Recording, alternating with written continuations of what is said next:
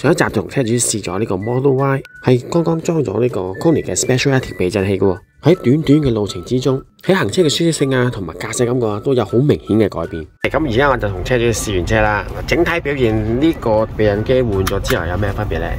我覺得就係真係啲凹凸位啊，或者所有嘢都 soft 咗咯。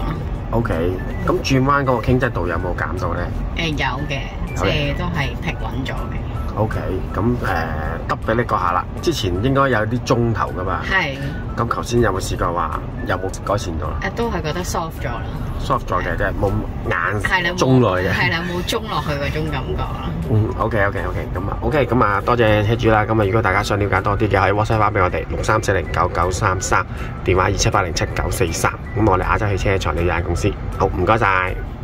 要重溫上集試車影片，可以喺文字嗰邊有條 link 放咗喺度噶啦。歡迎查詢，可以 WhatsApp 63409933，亞洲汽車材料有限公司。